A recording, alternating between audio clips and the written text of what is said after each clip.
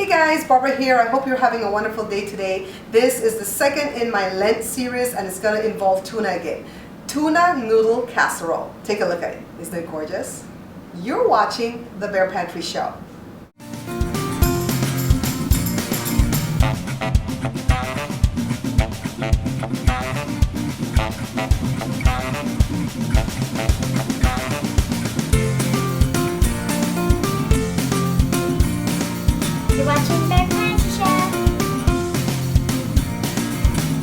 So let's go over the ingredients that we're going to need. First of all, we're going to need some egg noodles, and I boiled them a little bit earlier for 8 minutes only for al dente. And if you notice, I got the kosher kind. Thank you, Jada. And then we're going to need half a cup of butter, but I separated it by a quarter and a quarter because we're going to use it in different parts of the recipe, okay? We're going to need a quarter cup of all-purpose flour, not sifted, 2 cups of regular milk. Over here, we're going to need 2 cans of tuna, like 2 6 or 7 ounce cans of tuna. A cup of frozen peas that's thawed out. We're adding this to the mix because Jada wants this. A cup of corn from the can, some shredded cheese, 3 tablespoons of breadcrumbs, 1 tablespoon of butter right here, and then this is the important part, guys. This is some mushrooms, and they look like this. When Jada bought them, I washed them thoroughly, and I sliced them earlier for you. And then some diced onions, some diced celery, a clove of garlic, or if you have it like this, not more than a teaspoon because I'm not a big fan of garlic, and then salt and pepper to taste. So now it's time to go over to the stove. My skillet is on medium heat, and I'm just going to use the first portion of the butter. Remember, I had the butter divided, right? So now it's melting, and all I have to do is start adding the veggies. I'm going to do the onions first, and I diced half of a large onion earlier. I want you guys to know that even though these meals are very easy to make, they do have some prep time involved, okay? Here comes the celery, and I did that earlier too. I'm not a great fan of celery, but I can tolerate it in my meals. I just don't like celery because it's always been on every diet plan that I've ever tried. You know, I kind of learned to hate it. The mushrooms, and then half a teaspoon of the crushed garlic. I'm not a great fan of garlic either, but I know that it's healthy for me, so I do try to incorporate it into majority of my meals. Now, I don't want this vegetable medley to cook for too long, so let me go ahead and get it off the stove. And then I'm going to go ahead and dump it into this big bowl because I don't want to use one of my other skillets, okay? I just want to use this one skillet throughout the process. So let me dump everything in here. And then I'm just going to set the vegetables aside, wash the skillet, and then now back to the stove. I'm going to use the next portion of the butter, and I'm going to allow it to melt just like I did earlier. And this time we're making a roux, okay?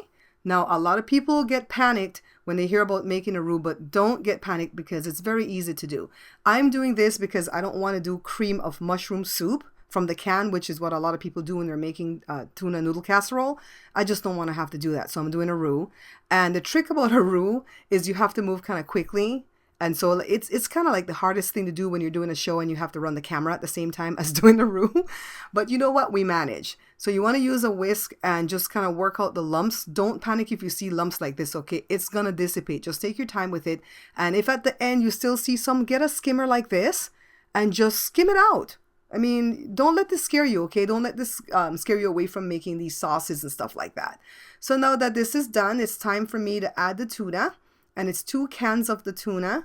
And of course, you can use fresh tuna and you can cube it and dice it up and flake it off like this. And it'll be fine, all right? So just let me go ahead and dump it in here. Stir. It's smelling so good right now. Now let me add my vegetables back to this. And the peas. And yes, I did this purposely. Green peas with a red measuring cup. And then yellow corn with a purple measuring cup because I have to edit these shows and I want them to be appealing to my eyes when I'm watching these clips over and over again. So I don't just do it for you, I do it for me too, guys. So let me go ahead and stir. And oh my goodness, this is looking so good and smelling so good.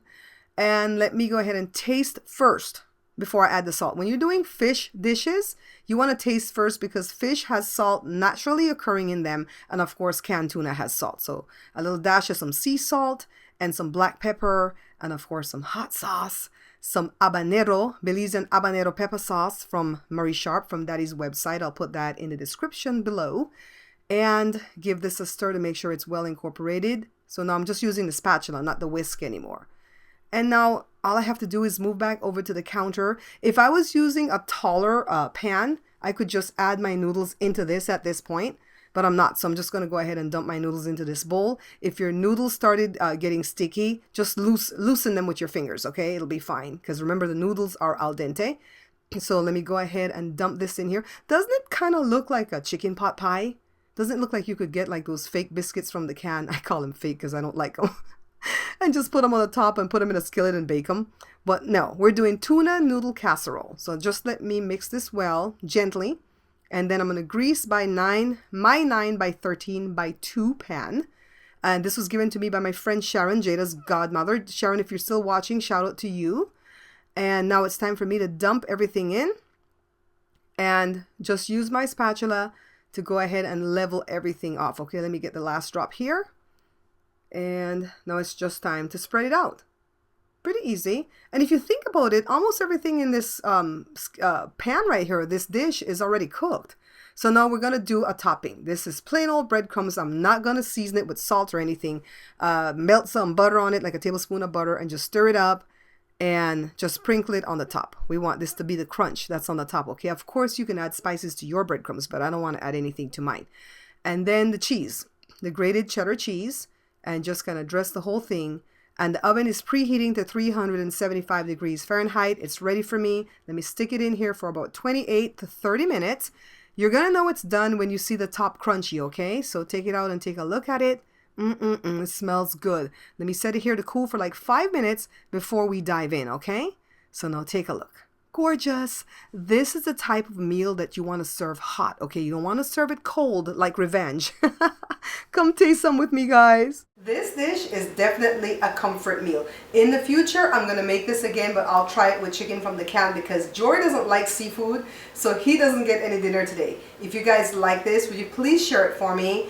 Give me the thumbs up because that helps. I want to thank you guys so much for all your love and support. Please try this for Friday for your Lent meal, and I'll see you guys again on Monday with a new seafood dinner, hopefully. Anyways, thanks guys for watching. Until I see you guys again, take care. Thank you so much for watching, liking, and subscribing.